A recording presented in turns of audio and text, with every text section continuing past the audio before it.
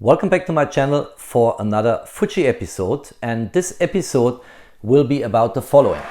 Sometime back Fuji brought the new GFX100 Mark II to market, and that's a fantastic camera. I was just shooting that camera in Hong Kong, by the way, with the 35 to 70 millimeter zoom lens. That's an absolutely fabulous lens in my opinion.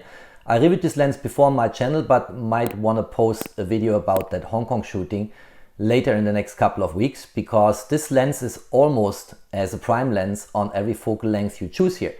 And that is something which I appreciate, because it gives you quite some flexibility from 35 millimeter to 70 millimeter, and I think is a really good lens. But this camera now got a smaller, more compact sibling, and that's the GFX100S Mark II. And if you look at that package here, that box here, Light and Bite in Zurich, one of the best and largest photo stores for equipment and gear you can have in the area, was kind enough to give this camera to me for free for a couple of days to just have a look, do a comparison with the GFX100 Mark II, and putting side by side all the specifications, data points, but also having of course a look at the camera body in comparison to the GFX100 Mark II.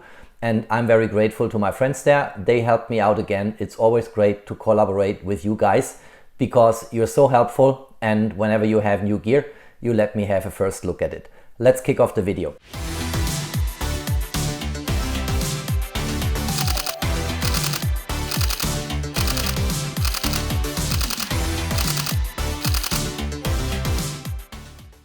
All right, so let's open the box here and let's get the camera out. That's actually simply done by pulling these levers here. And then we have here the GFX100S Mark II. And that's the camera body which will be the topic of this video. And of course, I will also look into all the specifications. But first of all, let's start with design. Let's have a look at what the camera is offering, how much more compact it is compared to the GFX100 Mark II.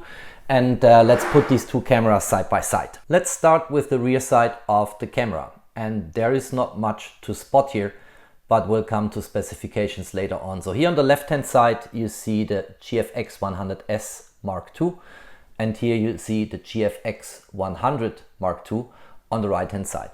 First of all, it's clear that in terms of dimensions, this camera here is larger than the other camera. We'll also see this in the specifications. So the 100 Mark II is larger than the 100S Mark II. You see it in terms of height, you see it also in terms of width here. If I put them on top of each other, it's not a lot, but it's a larger camera body to some extent. We'll get the exact dimensions in a moment in the specifications. But we have two LCD screens here. We have here the joystick, that's the same on both cameras. We have auto exposure lock, menu and OK, display and back button. We have a play button, autofocus on button. We have the switch here between single autofocus, continuous autofocus and manual focus. That's the exactly same on the 100S Mark II. We have here the delete button if you want to delete images, a drive button, just the labeling is here on top and here below. We have here a rear control wheel, and we have here the famous Q button for quick access to menus on these camera bodies. And that's exactly the same on both camera bodies. So from the rear side you don't see any differences at all. Both cameras have exactly the same flexibility built into the LCD screen when it comes to tilting the screen. So let's look here at the 100 Mark II first. So we can pull this out. So you can go here for all kinds of different angles in the LCD screen. You can also get it out in this way, which is convenient. And the exactly same is true for the GFX100S Mark II. So look here. Same flexibility on the LCD screen. You can also get it out in this direction and can pull it further out. There is the same flexibility, kind of the same mechanics built into these two camera bodies. And that's of course really good, because you don't want to lose that on the 100S Mark II if you have it on the 100 Mark II. Looking at the two camera bodies from the top, you have here the 100S Mark II, here the 100 Mark II. And both have here a movie still switch on both cameras, exactly the same. We have a mode dial here for the mode. So these cameras are currently in aperture priority and they are locked. You see that here on both camera bodies, they are locked. And if I press the button at the center of the dial, I can switch here from aperture priority to shutter speed priority or program mode, or fully manual mode, and then I can lock it again. And the same works also on the 100 Mark II. I can unlock it, then here shutter speed priority, program mode, manual mode, and both cameras also have custom modes which can be programmed in the menu of the camera system. So it's exactly the same. And then we have the top side display here, or the control display, and this one is definitely larger on the 100 Mark II than it is on the 100S Mark II. You clearly see this with your naked eyes. We have a light switch here. If I push this one here and the camera would be switched on, let me do that for a second. So here it's on now, and if I press that button here, it enlightens the display. I can switch back. Let me do the same on the 100S Mark II, switching it on. But here the light button is not here, because here we have customizable control buttons. It's actually here in the electronic viewfinder. Let me push it, and then you see it's turning and lighted now in white, and then I can push it back, and that's the way it works. But here we clearly have the larger top side display. Then we have here on the 100S Mark II two programmable customizable function buttons. Here we have only one on the flat top side of the camera body, but we have three to program and customize in the menu here. And that's plenty of options, is more fungible, more versatile, gives you more ways to customize your own workflow than what you have on the 100S Mark II. In terms of customization, you also have more options again on the right hand side on the 100 Mark II, because you have here two customizable function buttons, and here you have only one. This is for mounting and unmounting the lens on both camera bodies. And of course you have a front control wheel, that's the same on both camera bodies. So that's basically what we have here. If we look at the rear side, the front side and the top side, let's now quickly look at the side of the camera bodies, and then let's go into specifications. Looking at the right hand side of the two camera bodies, we have here card slot doors. And by the way, in terms of dimensions again, you see that the 100 Mark II is larger in terms of dimensions. So let's open that door here, and then we find here inside there are two SD card slots here. Currently I inserted one SD card here, so there's slot 1 and 2, and it's SD card only. Whereas on the 100 Mark II, let's open this up here, we have actually here the SD card slot, but the primary slot, the one numbered S1, is a compact flash express type B card slot. And I will come back to this later in the specifications, but that's one of the huge advantages of the 100 Mark II over the 100S Mark II. Looking at the left hand side of the 100S Mark II, we have here two doors. Let's open this one here. So this one here is for a microphone and for a headphone jack here. So you can use this in that way. And if we go on this one here, we have first of all a USB-C, then we have micro HDMI, and then another sync port here. And if we look at these ports on the 100 Mark II, we have here an Ethernet or a local area network port, and I will come back to this when we look into the specifications side by side. And here we have a microphone port, here we have a standard HDMI port, and here we have the USB-C port. So there's also a difference here when it comes to interfaces and ports these two cameras are offering here. But that's not all. There is more to say when it comes to the design differences between these cameras. And again, look at the dimensions here. So on top is the 100 Mark II, and that's clearly larger here in the horizontal dimension. It's larger in the vertical dimension, and it's larger if you look at depth of the two camera bodies. By the way, on the grip, they are both really good cameras. This grip here is really good and lets you have the camera firmly in your hands. And the grip on the 100S Mark II is a little bit smaller, but is still very comfortable to hold. So I have smaller hands for a male human being, and I don't mind that grip here despite the more compact build. It's actually a very nice grip and it's very good in my hand. I appreciate that. So what else do we have? If we look at the camera body of the 100S Mark II here, at the bottom side, we have here the battery compartment.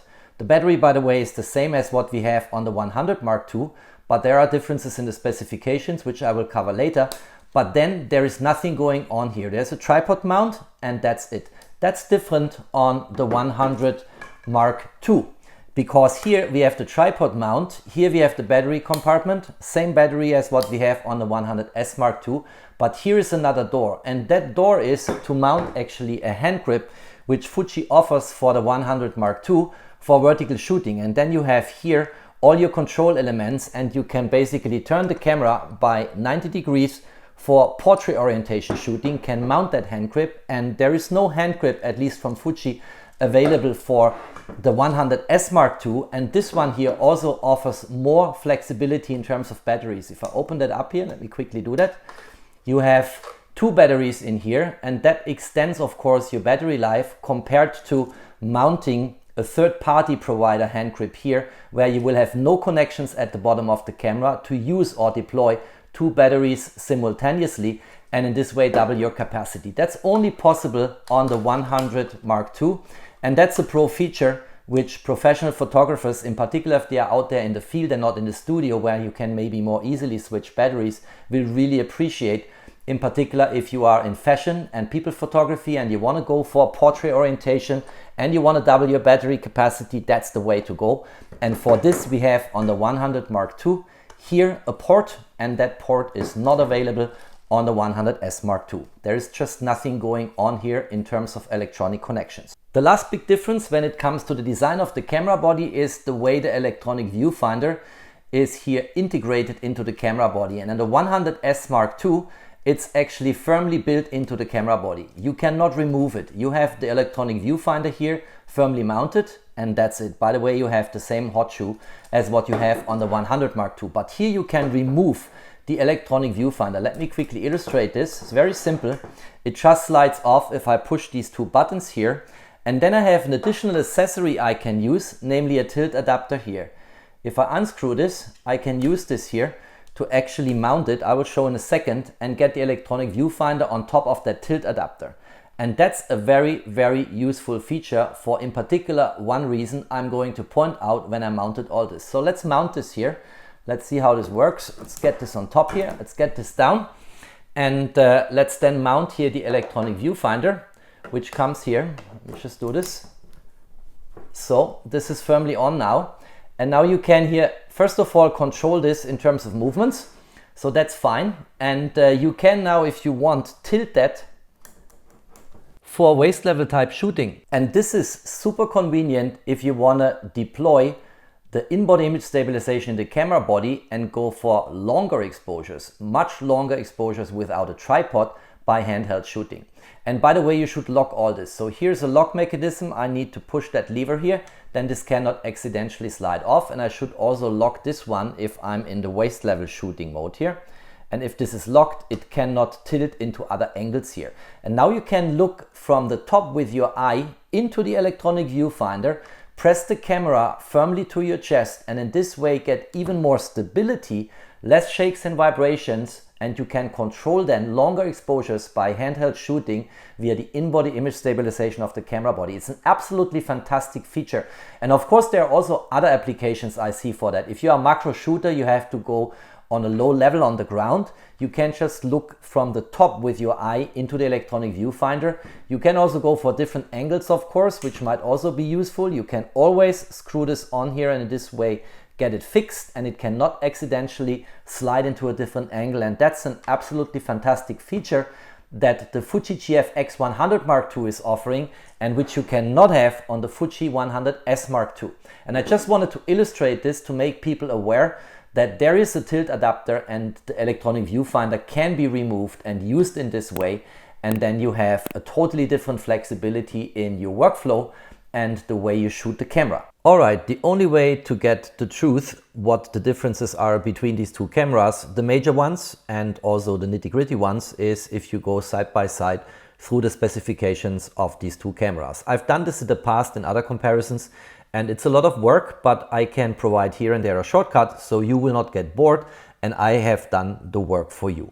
And let's start with the sensor. So a lot of information in the web by bloggers, vloggers, YouTube, you know, on internet pages says that the sensor of the two cameras is essentially the same. And I don't think that's true. And if we look into here, image sensor in the third line of the specifications, both are CMOS Mark II sensors and both have the same size. So they are medium format sensors. But there is on the left-hand side for the GFX100 Mark II an additional HS, which is not there on the right-hand side where we have all the specifications for the GFX100S Mark II. And HS stands for high speed and means that the sensor readout time on the GFX100 Mark II is about twice as fast as what we had before on the GFX100S.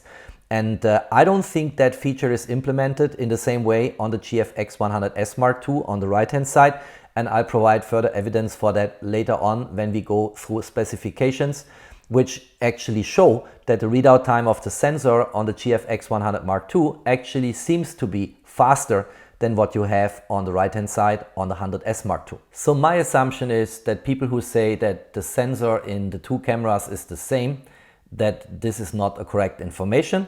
And as I said, evidence will follow in a moment. The second big difference here are the card slots. The 100S Mark II has no compact flash express card slot, whereas the GFX100 Mark II has a compact flash express Type B card slot where you can use storage capacity up to 2 TB. And these express cards, they are much faster in their reading and writing speed and transfer rates than what you have on SD cards. And that's also a big plus on the left hand side for the 100 Mark II compared to the right hand side for the 100S Mark II. Everything else on that first page of specifications is essentially the same. Most importantly, the image processing engine is on both cameras an X Processor 5, which is the newest generation of image processors Fuji has to offer. On the second page of specifications, everything is the same. The sensitivity when it comes to ISO values and range, exposure control and metering, exposure modes, exposure compensation and image stabilization, which is in-body image stabilization by a sensor shift mechanism where you can gain up to 8 f-stops, and you also can combine it with digital image stabilization in the movie mode. So that's all the same, no differences here. The third page of specifications essentially shows that on the mechanical shutter, the fastest shutter speed 1/4000 seconds is the same on both cameras, but the electronic shutter is faster on the 100 Mark II with 1/32,000 seconds compared to 1/16,000 seconds on the 100S Mark II. And that's the only differences I spotted here. Everything else is kind of the same. Next page of specifications, and I will come to that also on the following page. In terms of movie shooting and for videographers, the 100 Mark II is way of superior to the 100S Mark II. On the 100S Mark II, you have still the 4K video option, you have full HD, but that's basically it. On the 100 Mark II, you can go up to 8K, you can shoot with 5.8K, 4.8K, 4.6K. You have all kinds of options. I will come to that in a moment again. And clearly, if you want to use your medium format camera not only for still image photography, but also for videography, the option space for you on the 100 Mark II is incredibly larger than what you have on the 100S Mark II. When it comes to touchscreen functionality on both cameras, so you can swipe, you can zoom, you can tap, you can do all kinds of things and integrate touch gestures into your workflow. Both cameras are exactly the same. So you have the same functionality on both cameras, but as we saw before when we looked at the top of the camera body, the sub-LCD monitor is larger on the 100 Mark II compared to the 100S Mark II, and the resolutions are also slightly different. We have 320 x 219 dots on the 100 Mark II and 303 x 230 dots on the 100S Mark II. And then in the specifications there come a lot of movie recording features, and I will take a shortcut here. I will not go through all of them. I already mentioned that the option space on videography is so much larger on the 100 Mark II compared to the 100S Mark II that I don't think it makes a lot of sense to go through pages of specifications here. I just make the statement that the movie options on the 102 are much more advanced than what you have on the 100S Mark II. Here's now, in my opinion, confirmation what I said at the very beginning when walking through the specifications of the two cameras, that the readout time of the 100 Mark II sensor is actually faster than the readout time of the sensor in the 100S Mark II. Because whenever you do a like-for-like comparison and you look into the specifications for continuous shooting burst rate in terms of frames per second, the 100 Mark II on the left-hand side is superior. On the next page of specifications, everything is exactly the same. We have the same options under drive mode. We have the same focus system. We have intelligent hybrid autofocus on both cameras. That means we have a combination of contrast detection and phase detection autofocus. That's a superior way of implementing an autofocus system. And also the autofocus frame selection is exactly the same on both cameras. In general, the GFX system, in my opinion, is by far the most superior when it comes to autofocus. because typically you don't have autofocus tracking on medium format cameras and no object or subject detection, and here you have it. On the next page of specifications, everything is the same except the electronic viewfinder. So for instance, on the LCD monitor we have the same 3.2-inch tilt type screen, which you can also use with the touch functionality as I mentioned before. But on the electronic viewfinder you have a better one on the left hand side in the 100 Mark II, because it's a larger EVF and it also has way of more resolution in terms of 9.44 million dots for the 100 Mark II on the left hand side compared to 5.76 million dots on the right hand side for the 100S Mark II. When it comes to features like film simulation mode or grain effect, color chrome effect and so on, both cameras offer exactly the same features. There is no difference. And on the dynamic range setting at the bottom of this page, you also see we have exactly the same specifications. When it comes to interfaces and ports, again, the 100 Mark II is superior, because what I like more is you have an HDMI connector type A on the left hand side for the 100 Mark II compared to an HDMI micro connector type D on the right hand side for the 100S Mark II. And that's typical for smaller camera bodies. You see this a lot in the camera industry. And that might also only be a question of taste and preferences, but what really moves the needle for studio photographers is that on the left hand side on the 100 Mark II you actually have a local area network terminal, so you can wire up physically your camera with your local network or your computer, and that might be an advantage for studio photographers. And then for battery life, you see in any like-for-like comparison, the battery life on the GFX100 Mark II seems to be a little better, tiny little bit better, but not much. And that's actually interesting and a little bit astonishing, because you have, of course, more going on the 100 Mark II compared to the 100S Mark II, and you have exactly the same battery. It's still the NPW235 from Fuji, which is included in the box for both cameras, of course. On the last page of my walk through the specifications, I come to the obvious. We already saw, of course, with our naked eyes that the dimensions of the 100 Mark II are larger than the dimensions of the 100S Mark II. And that's just what the data points are saying here, but you easily figure that out by just staring at the cameras when placing them side by side. And accordingly, we have also a higher weight on the 100 Mark II. And in terms of accessories included, I already showed that we have an interchangeable electronic viewfinder here, which can be combined with a tilt functionality by an adapter. We also can mount here a vertical battery grip, and that needs a connector, of course. We don't have that option on the 100S Mark II.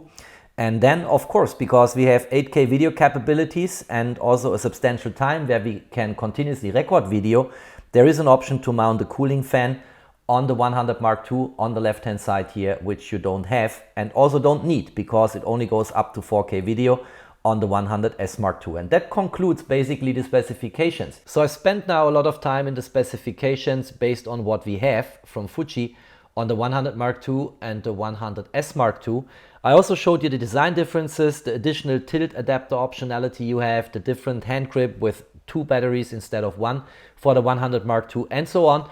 Unfortunately, I have to return the camera to Light and Bite tomorrow, and that means I cannot take it out in the field. But I wanted at least provide one test shot here. So I mounted on both camera bodies my macro lens from Fuji, the GF120mm, widest open is an f4, and I placed 2 of my toy dinosaurs here in front of me on the table and took a shot. Manual exposure, of course, to have everything exactly the same.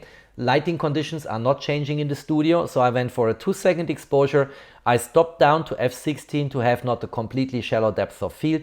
I took the lowest ISO in terms of base ISO, which is 80 here, and I also fixed the white balance for daylight, and that provided these 2 images. On the left hand side, the 100S Mark II, on the right hand side, the 100 Mark II. And these images, at least if we look at them from a distance, they look exactly the same. The colors, everything. Image composition is slightly different because I placed the camera with the macro lens in front of me on the table and had not the exact same positions, but it looks exactly the same. Let's crop in by 100%. And if I look at that, I don't see any difference. There's really nothing I can spot which would suggest that the image quality of these 2 sensors is different in any way. Let's go to the body here of the dinosaur, looks exactly the same. Let's go to the blurry background, looks exactly the same. I don't see any differences here. Here's my Hasselblad X2D, blurry in the background, looks exactly the same. There is nothing going on here I can spot, and my assumption really is, but others will have other data points to contribute to that discussion, the image quality of these two CMOS Mark II sensors from Fuji is kind of the same. What seems to be the case, because the 100 Mark II has these two capital letters HS in the sensor specification, that the readout time of the 100 Mark II sensor is faster than what we have on the 100S Mark II. And that I need to test when I get my hands again on the GFX100S Mark II. Tomorrow I have to return it, unfortunately. But at least I wanted to contribute one image here. There is nothing going on in terms of differences, nothing I can see here. It looks exactly the same. And, you know, as I said, other people will have other theories and hypotheses. What have you to say to that? Do you think these sensors are totally the same as some people say in the web? Do you think there is a difference in readout time, but the image quality will be the same? Or do you think these are totally different animals? Here in this image, I do not spot any differences at all. This looks like exactly the same image quality we get from these two cameras. All right, let's conclude the video. What do we want to think about these two camera bodies? The slightly more compact 100S Mark II versus the slightly heavier and slightly bigger 100 Mark II. The elephant in the room, of course, is the price tag, because the 100S Mark II at B&H in New York comes in at about $5,000 and the 100 Mark II comes in at about $7,500. So there is a $2,500 price gap between the slightly more compact camera and the slightly bigger and slightly heavier camera. That's 50% more what you pay for that camera body here. Now, of course, you get more professional specifications, but having said that, the 100S Mark II is a highly professional camera. This will do the job for basically every professional photographer out there in the world. Now, on the 100 Mark II, we also have a hand grip option for a couple of batteries instead of just one battery, and for vertical portrait shooting with all the elements here on the hand grip. So that is of course an advantage. You also have the optionality here, if you want to spend the money, to get the tilt adapter, which I showed before in the video, and that enables waist level shooting on the 100 Mark II. And you have differences in specifications, so you have a better package here on the right hand side, but it costs you 50% more than what you pay for the 100S Mark II. And in my opinion, it's really a matter of taste. Some people will just appreciate a slightly more compact camera body, although calling this one here compact is probably a bit of a misleading statement. And some people will also say, I have to live on budget. For me, it makes a huge difference whether I spend $5,000 or $7,500. And then the 100S Mark II is the perfect companion for you. I can fully recommend this camera. The image quality will be about the same as what you have on the 100 Mark II. The readout time, as I said, a little bit speculating, will be slower on that one. So if you go for electronic shutter, you will have probably more likely rolling shutter effects on this sensor here, because it doesn't have the attribute HS standing for high speed, as I pointed out in the specifications, as you have on the 100 Mark II. But you get for a significantly cheaper price tag almost everything on the 100S Mark II what you get on the 100 Mark II. In particular, the same quality of images and high 102 megapixel resolution. If you are a medium format pro photographer and you want to have the full Monty, then probably, if you're not living on a budget, you should spend the 7,500. That's my camera of choice. That's the one I bought for me and I will keep. This one here goes back to Light and Bite. Again, many thanks guys for giving that camera as a loan to me, for producing that video here for my channel. And then this is the full program. The I want everything in terms of features camera body in the medium format setup. And I think this is currently the best medium format camera the market has to offer. I get this question very often. What do you prefer, the X2D from Hasselblad or the GFX100 Mark II? It's very hard for me to answer because I love my Hasselblad camera. I love the Hasselblad natural color science. I love the image quality coming from the X2D as well as from the 907X CFV100C. But this one here is just more fungible, more versatile. It has autofocus tracking. It is easier to do people and fashion photography with that camera or shoot animals and faster moving subjects. And this is just the better package. Although I'm luckily in a position to keep both of them, the Hasselblad X2D as well as the GFX100 Mark II. But this really is an attractive offer from Fuji. 5,000 bucks for a camera which is almost at par with a 7,500 bucks camera, and it has the same tracking features in autofocus, the same image quality, the same resolution, the same features, the same menu structure. So I can highly recommend both cameras. What is your preferred choice? Let me know in the comments, drop me a comment, and I will try to get back to you if you have a question. And I hope you enjoyed that video. If you liked it, don't forget to drop me a thumbs up. Stay tuned on my channel, there's always more to come. Thanks for watching, stay safe and healthy, and of course, peace out.